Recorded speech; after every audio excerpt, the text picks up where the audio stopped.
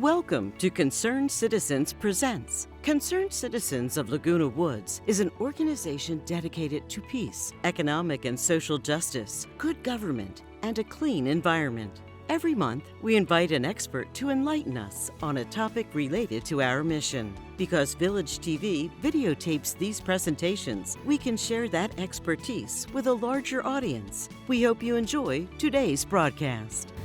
Hello everybody, good to see you.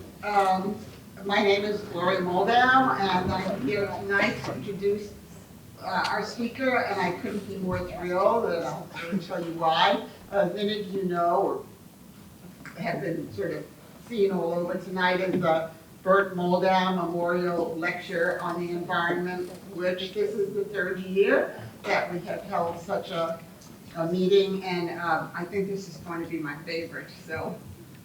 Because, well, you see. So anyway, you know that Burt was passionately interested in everything to do with the environment and concerned terribly about climate change. He was an active member of the grassroots movement to close down San Onofre, and then went to meetings time after time and testified again and again about the safe storage of the spent fuel rods, and that concerned him very much. At the same time, he was active here in the community and in getting us to become more aware of how we use electricity, and we should be cutting back. And he was on probably one of the best third boards there ever were, and with a couple of great supporters. Bill Walsh is here, Bill is here, and John Luby, who I don't think is here. You can't imagine, Bill can tell you if you ask him, what a struggle they had to get any change, to get LED bulbs, to get new lighting in the parking lots, to find out who owned the street lights and change the lighting there, to get solar on roofs. It sounds like such an obvious thing, but it was really, really tough.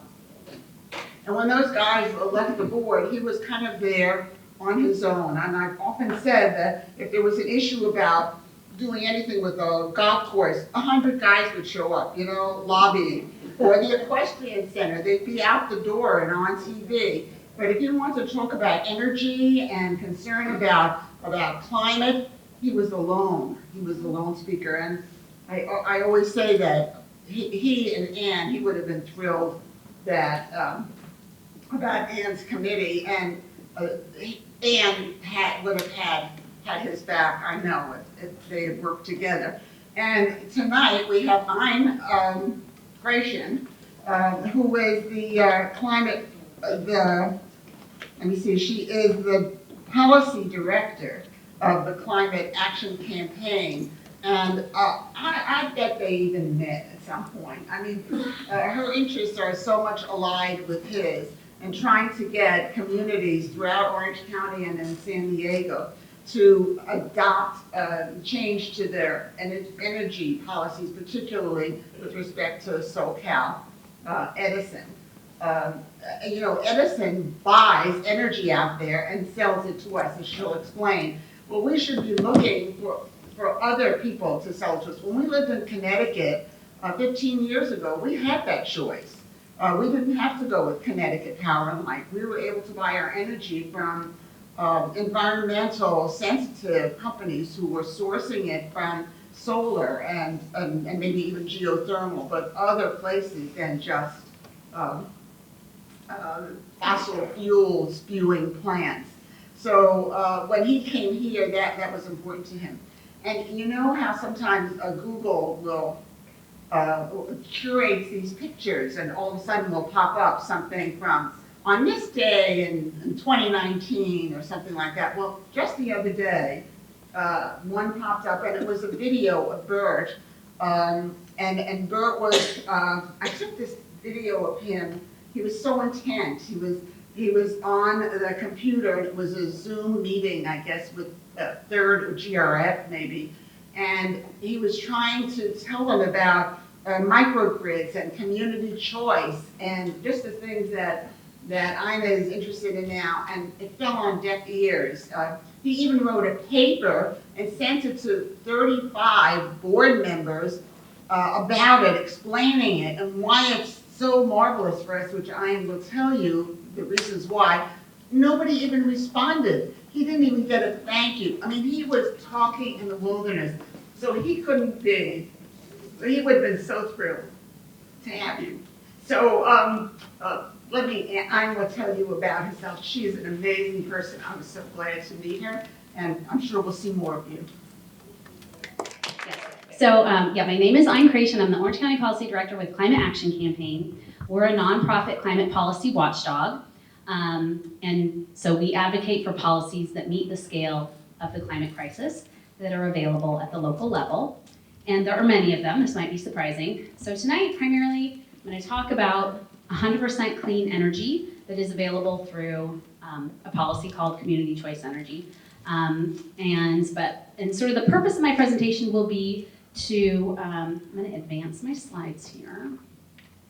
Okay, so the purpose of my presentation is to help you get a real concrete sense of something that you can do that is available to you now to make a change in sort of the course of history and these unprecedented times that we're in terms of climate in the world through community choice energy.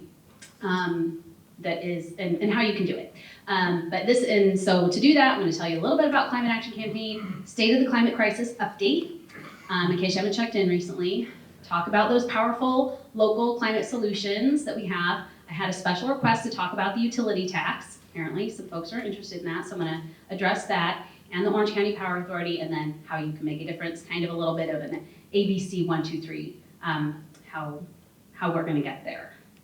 Next slide. Okay, so about Climate Action Campaign. So we're a nonprofit, and we engage in these big policies that are available at the local level. A lot of times when we think about climate change, we think about things that are very far away. We think about polar bears, or we think about icebergs, or we think about the United Nations maybe, or Saudi Arabia, where they had the conference recently about climate change. But it turns out that according to the United Nations, most of the things that cause climate change are very close to home. About 75% of emissions actually come from cities, including like your city, Laguna Woods, where you all live. And so by helping our local governments to make change locally, we can have a far greater impact than we ever could, recycling, say, or even changing our light bulbs, which is still important, or not to say that none of that's important, but we just have to do the big things. We're just at that point. So these are the kinds of changes that Climate Action Campaign helps advocates orient themselves around, because you don't just wake up in the morning knowing this stuff, right? So we do outreach and education to folks who are going to care, and we connect their caring with action, concrete action. So our policy areas are bikeable, walkable neighborhoods, which you guys you're doing a pretty good job here in Laguna Woods, pretty cool. We do world-class public transit policy, which is bus service and light rail and things like that. 100% clean energy, which is what we're going to focus on tonight. We do resiliency, which is like shade trees and access to water and things like that. And then all electric homes, which is amazing that Laguna Woods, as most of you know, was a gold medallion community, and I wrote a blog about this a couple years ago. So congratulations to all of you for being a part of that very vanguard of you. So this is my colleague and I, Lexi. It's a story that LA Times Daily Pilot did about us a couple years ago when we won 100% clean energy for 3 cities in Orange County. And so this is the kind of action that we get behind. So this brings us to the climate crisis update portion of our talk. So we are, as I said, in unprecedented times. 2023 was the hottest year on record by a long shot, and that was according to the U.S. National Oceanic and Atmospheric Administration, and this is a graph that appeared in the journal Nature. And so this is a time scale, and if you can't see it, it starts at 1850 and goes all the way over there to 2023. And so this is because of the fossil fuels that have been burned over time throughout the industrial age. And this is stuff that was done by our parents and grandparents and great-grandparents. And the pollution from that has been stored up in the atmosphere and in the oceans to a degree, but it's going to be there for a long time. It's going to continue, the stuff is going to continue to create warming on our planet for a long time. So that's why we are at this very urgent moment, and we are unfortunately at a place where we're facing potentially irreversible tipping points where we can't, put this down. There we go. Where we can no longer turn it back beyond that 1.5 degrees Celsius warming that we've been hearing about, that will cause all of these, the permafrost, thawing and the icebergs melting, and that it's not going to be something we can fix readily, and it's going to cause just untold human suffering. So it's kind of like a bathtub problem, where we just there's been all of this pollution coming out. Like we have this bathtub that's just like the faucet is just running and running, and we have a very slow drain, basically. Like our natural systems in the world that have always absorbed all of this pollution, the oceans and the atmosphere and the soil to whatever extent, just can't absorb the amount of pollution we're producing. So we got to turn it off. We have to do the things that are going to stop the pollution from being created. So that's where we'll focus. And this shows where we are now in terms of, this is mitigation curves. So in terms of stopping, in order to stay below that 1.5 degree warming point. So if we had started in 2020, we would have had 10 years to cut emissions in half for each 50% cut. If we start next year, we'll just have, in 2026, then we'll have just a few months for each 50% cut. Yeah, so we have just been, our leaders have been kicking the can down the road for so long that we are just out of time, and it is not looking really good, looking around at world events and the kind of, a lot of our leaders still don't seem to have a sense of a mandate about it, and it's scary. But I think that any of us who, I think we owe it to our children and to our grandchildren to do what we can. We can do hard things. Right? We've changed our systems before. In World War II, we did what had to be done, what seemed like an impossible task, creating this, manufacturing systems that the world had never seen to fight this imminent threat. And so this is the kind of thing that we can do again if we decide to do it. So I'm glad you're all here. Okay, so that brings us to community choice energy, and what I'm going to spend the bulk of my time here tonight talking about, which is this pathway to 100% clean energy that a city can really radically accelerate clean energy in the community. And so there's this, just in a second. So there's this cool video. I'm going to talk obviously a lot, so I thought I'd give us all a break from hearing me talk for a minute. We can watch this fun video. Community choice, sometimes called CCA or Community Choice Energy, returns your community's right to purchase your own energy supply, leading to cleaner choices, cheaper power, and greater energy investment and innovation. With the old setup, the private monopoly utility does everything for you, from buying power from energy producers, to fixing the lines, to billing customers, and you pay pretty much whatever you're told to pay. The new model changes just one part of that formula.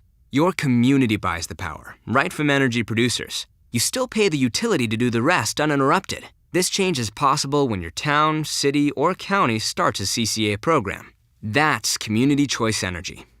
Why is this a big deal? Because every day communities send a lot of money to monopoly utilities to buy energy for as low a price as they can, and then mark it up as high as they can to maximize profits, making themselves and their stockholders richer with minimal environmental or local benefit. You have no choice. But CCA gives you a choice. Because your CCA doesn't need extra profit to pay shareholders, the energy your CCA buys is almost always cheaper, which means that even a small community can bring in millions of dollars a year. This opens up a world of new possibilities. Your community can use that savings to choose renewable energy, 33%, 50%, up to 100%. This drives clean energy production nationwide. Sources may be right in your neighborhood. Some options will be truly greenhouse gas free. You can get lower electricity rates too, for both homes and businesses. And if you start your own CCA, you can go even bigger. You can fund municipal projects, like building local renewable energy infrastructure right in your backyard. Your community gets more economic and environmental benefit than many other time-consuming and costly programs combined, bringing in millions of dollars that would have otherwise gone out to the utility, reducing your greenhouse gas emissions, and bringing local control back to your community. Imagine if everyone with the monopoly utility started a CCA. Learn more about CCA and see what it can do for your community. So great. So I thought they did a nice job of summing that up. So that's community choice energy in a little bit of a nutshell. And in Orange County, community choice energy is the Orange County Power Authority. Raise your hand if you've heard of the Orange County Power Authority. Okay, now keep your hand, raise your hand again if you've heard bad things about the Orange County Power Authority. Yes. Okay, so I mentioned earlier that Climate Action Campaign is a nonprofit climate policy watchdog. So we not only advocate and organize for good climate policy to be adopted, but then we watchdog the implementation, which is the scary part. Because then when we see people doing bad things, we have to call it out sometimes. And that's hard to do, but it's just what needs to be done sometimes. So what happened with the Orange County Power Authority is that Climate Action Campaign, and I was a volunteer, and just working to make this happen in Irvine in particular, and in some of the other cities. But so we saw that the Orange County Power Authority was doing some bad things. I'm going to get into that, but so it's been fixed now. I'll just say that up front. We feel confident that they have addressed those issues. I'll go into it a bit later, and happy to take questions on that. But so the Orange County Power Authority is the community choice energy program that we have here in Orange County. There are, Gloria mentioned that she had it in Connecticut. There are CCE programs in many other states. Here in California, it was created by a law that was passed by the legislature in 2002. And since then, there are 24 community choice energy programs have been created throughout the state, bringing choice into places where there's never been a choice before. We kind of sometimes forget that we're all locked into this monopoly system. And because we've never had a choice, then we don't even see that there could be an alternative. And so it's easy to accept that and think, oh gosh, there must not be any other way. But Gloria has seen the other side, and there is another way. You can get cleaner energy, it can be cheaper. And so why would anyone want to continue paying into this monopoly thing where we don't get our value back as a community necessarily, and often these harms from these investor-owned utilities. So anyway, and ever-increasing rates. So it's wonderful that we have a choice. And again, in Orange County, that's OCPA. It was formed in 2020. The member cities currently are Irvine, Boynton Park, and Fullerton. Huntington is exiting. They'll be out as of the end of June of this year because there's some crazy things going on in Huntington, and that's their choice. But it currently has 231,000 customers, and it's doing great, and we very strongly feel that it's time for it to grow. So the primary benefits that any community experiences when they join a community choice energy program are these three. I'm going to go into them in depth. The first is clean energy. So we don't think a lot, so clean energy, competitive rates, and energy choice. I'll just hop right into it. And this has been well studied. This is a report that UCLA did on community choice energy, looking at all the CCE programs in the state that they published in 2020, finding that CCEs are responsible for accelerating most of the clean energy that we're seeing happen in California. And in fact, okay, it's the next slide, so this one shows the amount of clean energy that community choice energy programs purchase versus investor-owned utilities. I have a pointer. So anyway, my pointer's not working. This is investor-owned utilities right here, IOUs. That is the amount of renewable energy that they buy. When we say renewable energy, we mean energy that comes from sources that can be renewed here on Earth. So those include solar, wind, biomass, or the other ones they have over there, geothermal, which is like from magma underground that's used to power steam turbines above the surface. Batteries are considered renewable, and biogas. So you can see how much CCEs are purchasing, CCAs, and then investor-owned utilities. This, for the curious among you, energy service providers is, if you're a big industrial manufacturer in Orange County or anywhere, you can contract separately for your energy. That's an ESP. So they're getting even dirtier energy, but we'll talk about that some other time. So Okay, and then this is the other one I was going to show, just in terms of individual impacts of climate action and things you could do. So this is based on the study that Irvine did of the amount of pollution reduction that would result from creating a community choice energy program in Irvine. So this graph assumes, or it sort of contrasts the amount of impact that you would get from creating a community choice energy program versus doing all these other things, which are kind of, according to this authoritative research on personal climate actions, what all these other impacts would be. Now, this does assume you could do it by yourself, which you cannot do. Obviously, you all are here together, and you have to divide up the credit for it between you, I guess.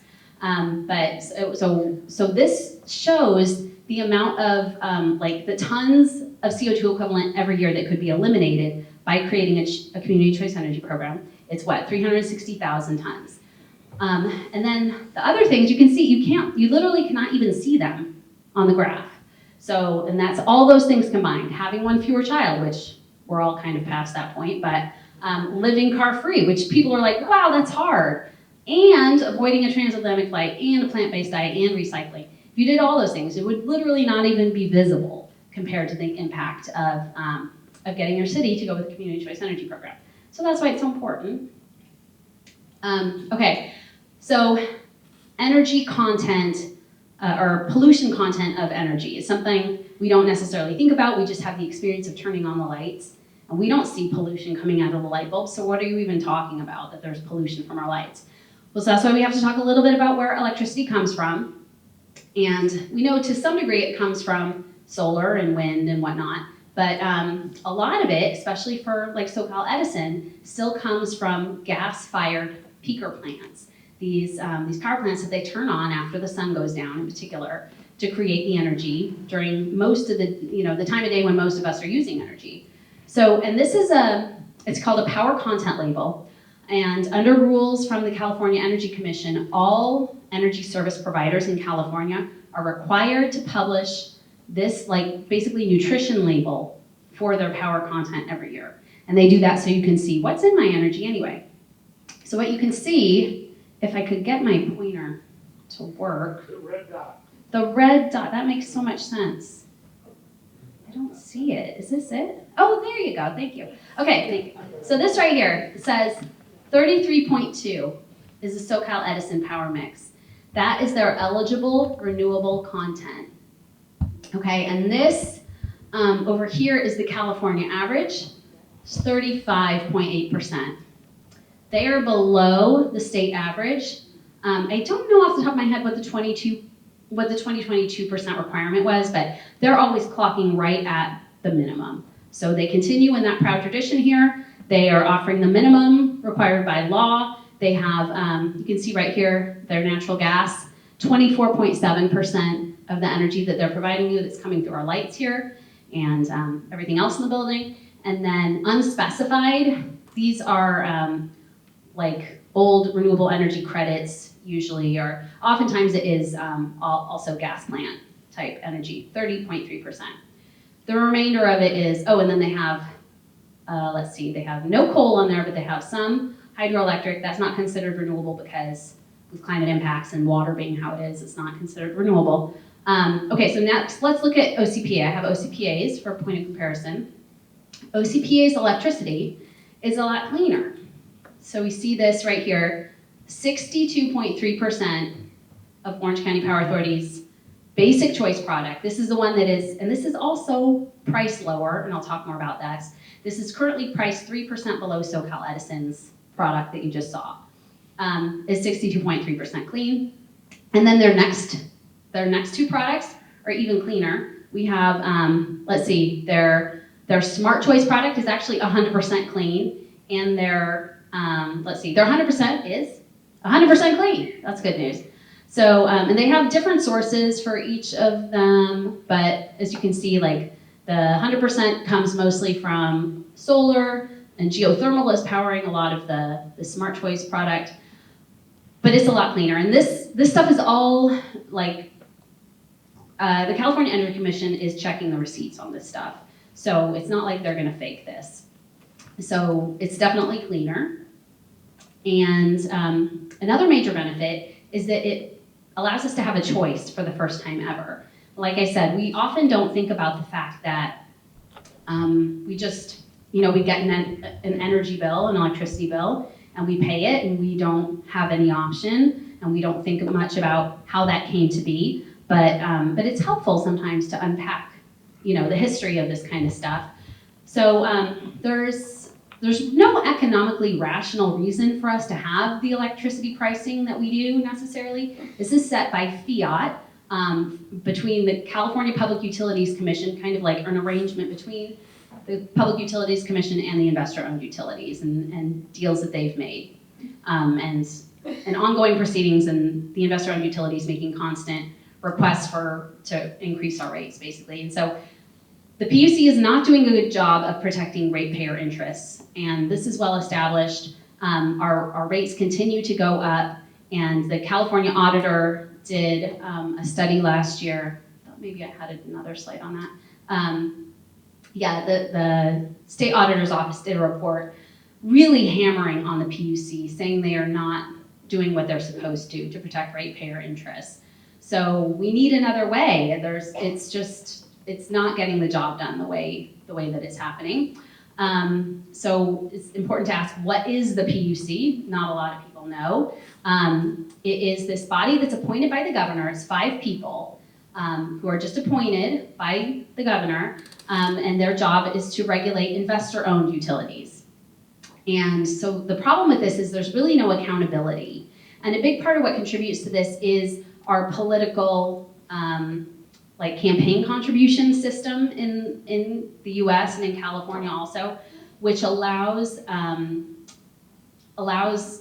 investor-owned utilities to give a huge amount of money and other corporate interests to elected officials who also set the policies in the legislature and to the governor, frankly. And so actually, if you add up the contributions, the political contributions from SoCal Edison and from PG&E and from Sempra, which owns SoCal Gas and SDG&E, they're the 3rd biggest political contributor in the state. And so it's quite insidious. And so that we don't have to wonder too much, like why this is going on. Just follow the money. Always, always, always follow the money. So we have no say in this, really, right? We can elect our local, assembly person. We can elect our local, senator. But other than that, it's really hard to control all these outcomes. A great thing with community choice energy is we get to watch very closely and have much more of a say in the goings on of these programs. Please speak slower. Oh, okay. Thank you. I will try and do that. Sorry, I'm not like reading from a script. I'm going as I go here. Okay, so let me see where I am. Okay, now I had a request for a utility tax update. And I know that this is a policy that was set by the Public Utilities Commission, so I thought this would be a good time to talk about it. It's kind of like a good example of the harms that we see from the Public Utilities Commission. So the utility tax is a policy that has been shepherded in by the investor-owned utilities, really championed by them. This is very much what they want because it continues their profit model nicely for them. And basically it will cause us all to have to pay an additional fee, which will be millions and millions of dollars every month to the investor-owned utilities. And it's going to raise rates for pretty much everyone, low-income folks who live in apartments, and then, single-family homeowners as well. It is set to be twice the national average, which is $25 a month for most ratepayers, and it is uncapped. There's no limit on it, so it could be $25 this month and $80 next month, and there's no knowing when it might go up. This was attached to a rider, like the budget that was passed mid-year last year. And it was really done in the dark of night before anyone had time to review it. And so now what is happening is there's a bill in the legislature to pull it back. And so we need to support that. And so we can do that by asking our local electeds which here in Laguna Woods, you may know, I'm sure they've been here to visit you. Dave Min, call Dave Min's office. I have his number here. If you have your phone, you take a picture and call your assembly member, Diane Dixon, and tell them to pass AB 1999 and to stop the utility tax, or at least to put a cap on it. And this is very, very important. Only the legislature can stop the utility tax, and only a sustained public voice is going to give these lawmakers the backbone that they need to stand up to these utilities. So, so you want to say something like, hello, my name is Gloria. I live in Laguna Woods. Please don't be fooled by the CPUC's utility tax proposal. It is twice the national average. It's going to increase bills for millions of people, including me and my neighbors in Laguna Woods. We don't support this. And that would be very impactful. I hope that satisfies our questions on the utility tax, and we can maybe talk about it more later. But I wanted to talk a bit more about investor-owned utilities.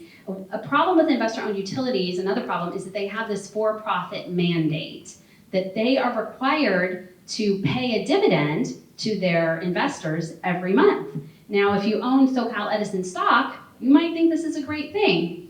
But if you've ever looked at their dividend history, and I have, you can see that they have been paying either paying a shareholder dividend or doing a stock split every quarter since 1911, which is when they originated. It's right about the same year as the California Public Utilities Commission was created.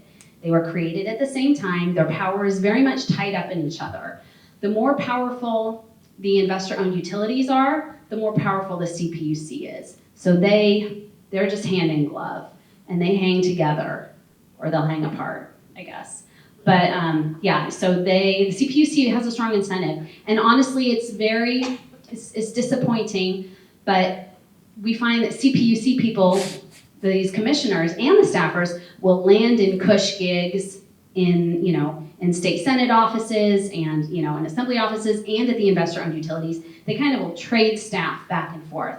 I've even seen it happen here. I was at an event at the Orange County Board of Supervisors, and there was a U.S. Senator staffer was there, and with the SoCal Edison lady. We were standing around chatting about energy policy, as one does at the Board of Supervisors, I guess. And then so the staffer from the senator's office was saying, I don't know what I'm going to do after the senator may not be in office anymore. And SoCal Edison person said, we always have a place for you at Edison. You should just come right over to Edison. Okay, great. Thanks for saying the quiet part out loud. So yeah, so we do have this video. We could watch it if there's popular requests for it. So basically, these are the problems that are created by this system where we just have unfettered, power and money on the investor-owned utility side, which they get our money every month and they use it to continue this system and to deepen our dependence in it and to ensure that there's no escaping it, basically. And so that shows up in things like the utility tax. It shows up in our NEM, our net energy metering policy, which anyone who has solar here, you're probably grandfathered in under a previous, this is the amount of money that you get back, the money that you get back for excess solar that you produce that you don't use. So it used to be you get a good amount of money back for it, but the investor-owned utilities, they don't like that because they don't make money if you're not paying them. So they're like, how can we undo this? Well, we know a lot of people at the CPUC, let's write this thing so we can undo all that. And they did the same for VNEM, which is what's used in apartments. They did that too last year. So everyone of all incomes has been disempowered this way. And then community solar is an amazing thing that we have in a lot of states that enables whole communities to switch to solar. They've managed to pretty much disembowel that in California as well. It's very much on life support. It's probably not going to make it. And then also they've opposed CCEs. Historically, right here in Orange County, for many years we would, okay, let's talk to that city and tell them about the benefits, and then right behind us would be the SoCal Edison people giving the presentation talking about, well, you want to stay with SoCal Edison because that way everything is better, and et cetera, et cetera. So, and then last year, this was this witness in a rate setting hearing in Arizona for Arizona Public Utilities, or Arizona Public Services or something, which is a total misnomer because it's an investor-owned utility. But basically, the guy says on camera that in a hearing that the reason that investor-owned utilities are opposed to net energy metering or to paying people back for their solar at a good rate is because it doesn't make money for them. He completely says it out loud. So having choice for the first time ever, when we've never, it's like we're in the Matrix or something, right? We've always been taking the red pill or, but like there's this opportunity, we can take the blue pill. Just give me the sign when you think you might have it up. So yeah, it's really exciting, and we cannot forget the history and how this all came to be. Okay, so yeah, we'll just soldier on with the presentation for now. So as a result of this change, also another thing that has happened is that a lot of people cannot actually afford their energy bills. And so this is a graphic that ran in the San Diego Union Tribune last year that shows arrearages or people behind on their bills in California's, who are customers of California's investor-owned utilities. I circled here in red. Oops, I keep doing that. Okay, no, now I've gone too far. Okay, this one. Okay, so this is our SoCal Edison row right here. So this shows that we have average owed per customer, $978 for SCE customers on average owe nearly $1,000 on back electric bills. People cannot keep up with these prices that they're charging. And that's 16.9, almost 17% of customers who are that far behind. So this again is a system that is not working. Here in Orange County, we're also SoCal Gas customers, and they have the distinction of having the highest percentage of customers who are behind on their bills, and that is 30.6% that are $247 behind on average. So it's good to ask when something is happening, is this working or not? I feel like this is not working. And so it's great that we have a potential choice. Which brings us to the rates. Maybe I should have talked about rates first, but it's hard to break up all the benefits. So rates. Is anyone here, have you noticed your electricity rates going up? Great, yes, you're awake. Okay, because they have been for sure. So these are electricity rates. Oh, I keep doing that, darn it. Okay, electricity rates in California have increased by more than 50% during the last 7 years. 5-0. You are not imagining anything. So SoCal Edison, there we have SDG&E, which serves San Diego, PG&E, which serves Central and Northern California for the most part, and then SoCal Edison here on the bottom. Since 2016, it's been a lot. It's been like significant. And it is not showing signs of letting up anytime soon. And this is from that state auditor's report that I mentioned earlier with regard to the CPUC, that these rates are not working for anyone. And this shows, in particular, this is from a CPUC proceeding, showing their projections for the coming years. So this is, the blue is a cool climate zone, orange is like kind of a moderate, and red is like hot. If you were in Hemet, then these are your prices, your average monthly prices. So we're probably here in this mid zone, moderate, or like climate zone 8 here. So this shows the increases starting in 2014, and this goes through, 2030. So projected increase 45%. You've experienced an increase of 50% since 2017, and it'll be going up another 45. There's no stopping that under the current system. Remember, they've been paying a dividend or a stockholder split every quarter since 1911. Are they going to stop now? I don't think so. That's their plan. So something that we got a grant from a grant last year to explore energy prices in affordable housing, and this one particular policy called a utility allowance for subsidized housing. And as part of that, it was very fun. We got to delve into energy prices across the board and comparing publicly owned utilities versus community choice energy programs and investor-owned utilities. And what we found was that, well, for one thing, and you guys don't have access to a publicly owned utility here, but I'll just tell you anyway, some of the publicly owned utilities in California have rates that are as much as a third of the investor-owned utility rates. To the point of what I was saying earlier, there's no economically rational reason for the electricity prices that you're paying. It is the for-profit mandate.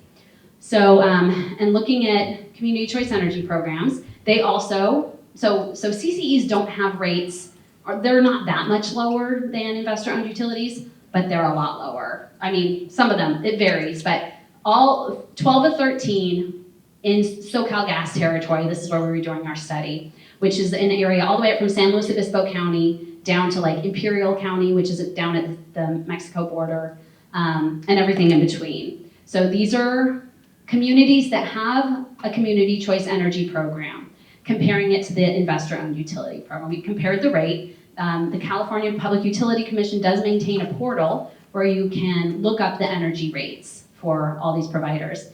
And so, so the green bars are the SoCal Edison rates, and the blue is the community choice energy. And so you see the only one where a CCE is higher is Santa Barbara. Now they launched last year, and so they chose to launch, maybe they could have delayed and they probably would have had lower prices, but all of the rest of these have lower rates through their CCE than the investor-owned utility. We know that rates are very, very important because you're just having the experience of turning on and off the lights. You don't want to pay more for something like that, so it's crucially important that the rates be lower. And so I just wanted to show this to answer the question about, are you sure? Yes, we're sure, we did check.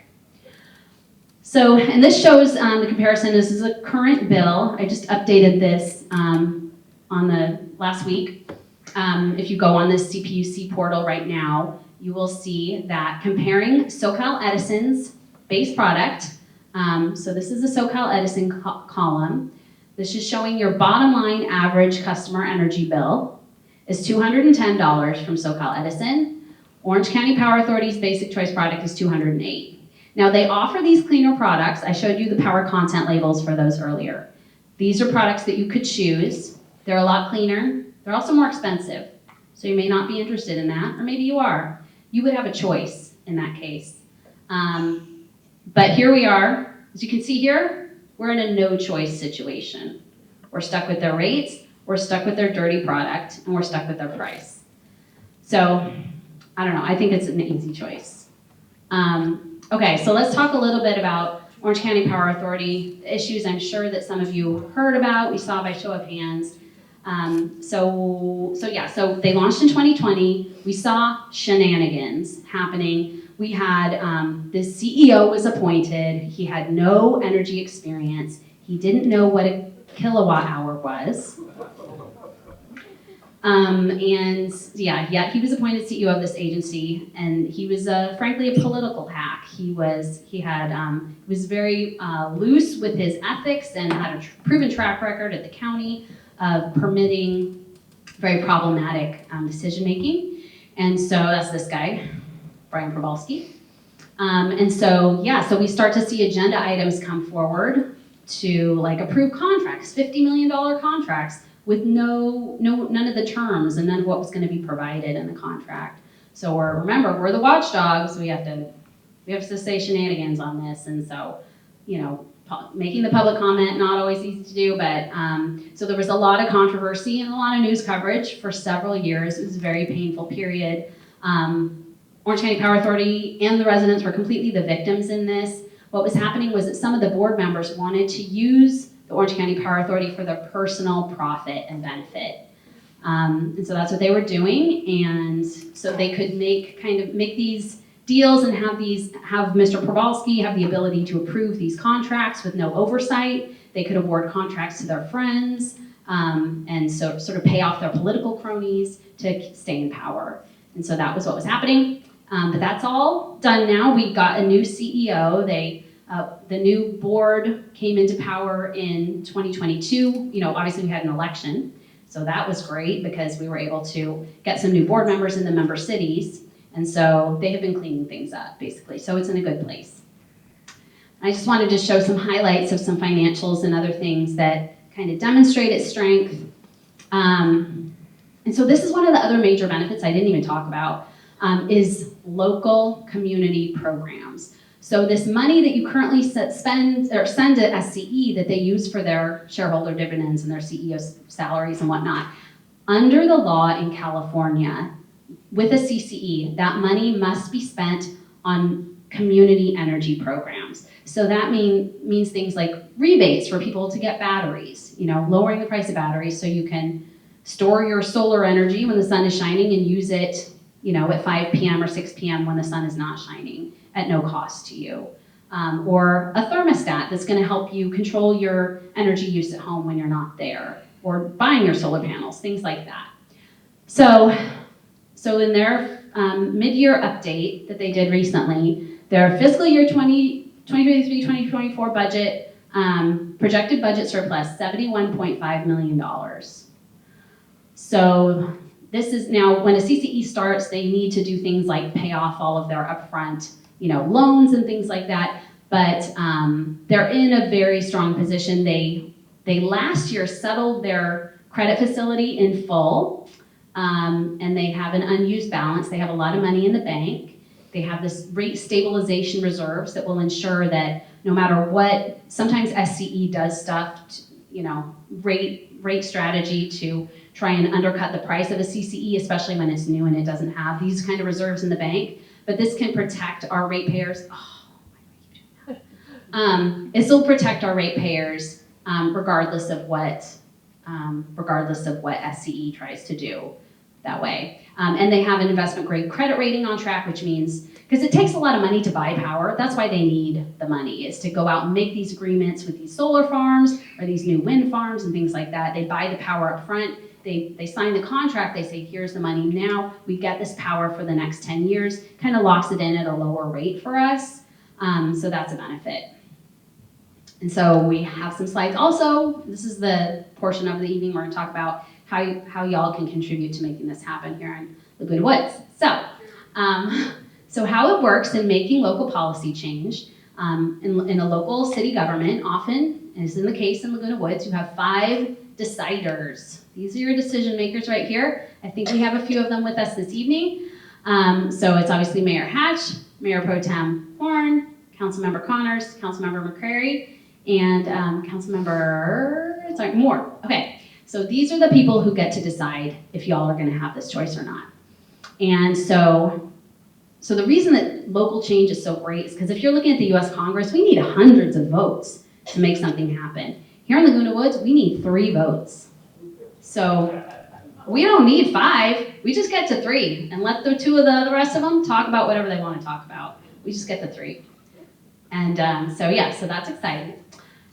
And so as far as the nuts and bolts of how this would need to happen, a council member, and I believe that Councilmember Horn, and maybe she can come up later and talk about it, Mayor Pro Tem Horn, can talk about what's happening next in Laguna Woods at the moment. But you can agendize a CCE discussion, a presentation by Orange County Power Authority. And then, like I said, the 3 council members need to vote for it. They need to vote to provide their load data, I believe, to OCPA so they can do some analysis and stuff. Say, okay, show us what it would take to serve our community. Can you do it? They'll for sure be able to do it, and they'll be excited at the possibility. And then the city needs to vote to do it 2 times. It's called the first and second reading of the ordinance. It's just the city votes to do it, and then, okay, for sure you want to do this? Yes, we for sure want to do it. We vote on it again. So that's what needs to happen. It just needs to happen before, and I give that, maybe Mayor Pro Tem Horn may have more to offer on that. But, you can't see this at all, unfortunately. But this is sort of some suggestions of how you might go about organizing around this change if you wanted to. So we're having a good start here tonight because one of the first steps is to identify other people who you maybe could partner with on making a change like this. And so you are all seated at tables with other people who also live in Laguna Woods, who could potentially help you. So, and we had a presentation to concerned citizens. Actually, that was the first step right here. So, and then we're having another one tonight. You identify other advocates. You can determine, where does my city council stand on it? How many of you have talked to your city council member about community choice energy? I see one hand. there's a lot of opportunity here. There's a lot that could be done. So, and then you can get a little bit more informed. We can share some follow-up materials with you so you can kind of arm yourselves with more information, share some articles, that UCLA study perhaps. You can look at that CPUC rate portal, look at some of the other programs, some of the programs being offered by other community choice energy programs to make sure like this is really working elsewhere, as I've said. And then you can meet with the council members to encourage them to continue to take action. And then the council agendizes it, they vote to release the load data, the items return for the council's vote, and they move forward. This is the path to success. I'll add that there is a December 31st deadline for these decisions. And so based on the CPUC's rules, it just has to happen anytime it happens this year. Then it's going to take all of next year for them to put the implementation plan together and get everything set. So you can launch at the earliest would be January 1 of 2026. If the council votes anytime next year, your launch date would be January 1st, 2027. So, here we are in April. I mean, we're in pretty good shape, but it's wonderful. I think that it is coming up to the agenda soon. And so you guys are in a good place and this can happen this year. All right, and so that is kind of my presentation. If you want to scan a QR code and join our Orange County Climate Coalition, we have monthly meetings where we provide updates on things like this. Obviously, you're already in a good place because you're with concerned citizens. I'm happy to take any questions, and I hope that was helpful.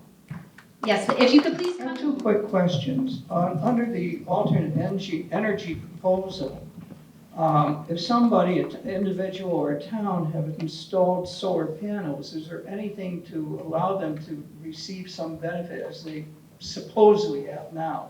That's Yes. question one. Mm-hmm. Question two, suppose some of the towns or cities take up the alternate route. What prevents the electric company from saying, oh, we lost all this money, and just raising the rates on those who remain with them? Is that a possibility? Okay, so let me first address the net energy metering or the solar payment question. So what's cool about OCPA, and many other CCEs have this too. So if you have solar, Orange County Power Authority's net energy metering rate is clocked in. They have a policy. You get paid 10% more than SCE will pay you for whatever you produce 80 kilowatt hours that you didn't use last month. And if SCE was going to, I'm completely making up these numbers. If SCE was going to pay you $80 for it, then OCPA would be paying you $88 because they're just locked in at 10% more. So that is a clear benefit. And then as far as what would prevent SoCal Edison from raising rates on people who do or don't enter? No, what happens is they are able to raise rates almost at will, if you will. So I just want to clarify, I guess, the question. I guess I didn't make it clear. From the standpoint of some communities taking away profit, I assume that's what will happen if they go with the alternate energy proposal. That reduces the profit, I assume, for the public utility. So the public utility, having to maintain the grid and all that sort of stuff, I think they will come back with a vengeance, and the people who stay with them, they are likely to raise the rates even higher. We have not. So the first community choice energy in California, the first program launched in 2010, it's Marin Clean Energy. And like I said, there are 24 that have launched in the state at this point. That's not something that we've seen in those areas in the 14 years since CCEs have been operating in the state. They're raising rates. They are raising rates, but they've been raising rates before that. They're going to raise rates anyway, whether y'all join or not. So, I have a question. I'm trying to figure out exactly how much money saving there would be. And there was one slide that looked at compared SCE, and I think it was 210 average, and then and that's 208 with the community choice. Are we talking about $2 there?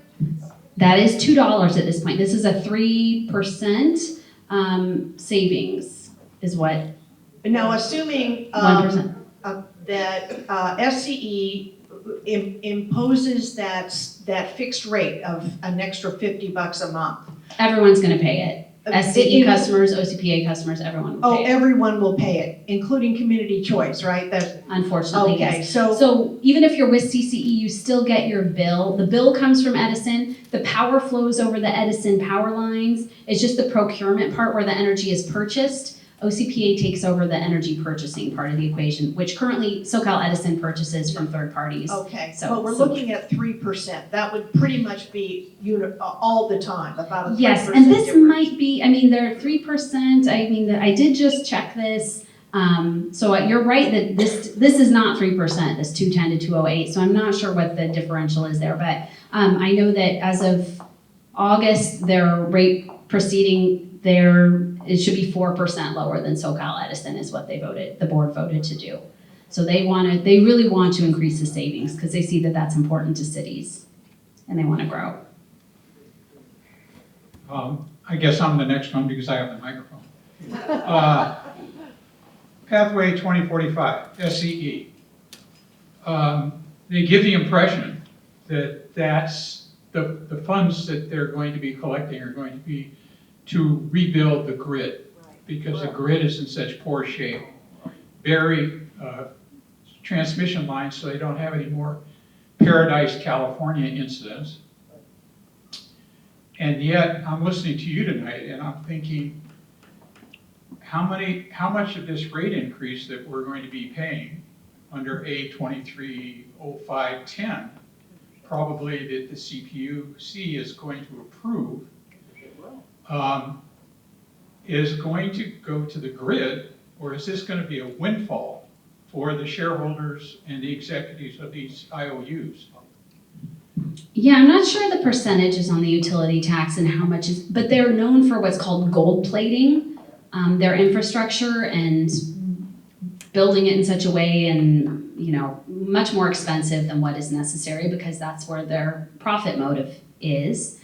And let's see, of course, we will pay for that regardless. And I wonder if there's something else about what you were saying that I was gonna speak to. Oh yeah, so another benefit in terms of resiliency and this wildfire risk, of course, the Paradise Fire that you mentioned happened because there were these lines passing through trees and things like that and sparked, and this community was isolated and they had no escape routes. So what would have been beneficial to Paradise would maybe to have local energy resources, local solar, wind, and storage, local batteries where they could have not had those power lines going through those trees. And that way that community would not have been susceptible to those fires. Those power lines would not have been there to be sparked if this community had had those resources. If they had had millions of dollars from a local community choice energy program to fund the batteries that the community needed, then those people may not have died. So I know people in the renewable energy space who have gotten, that fire, those events were the impetus for their entry into this industry because it's so infuriating that they are perpetuating this system because that's where their money comes from. It's very much a matter of life and death for people like that.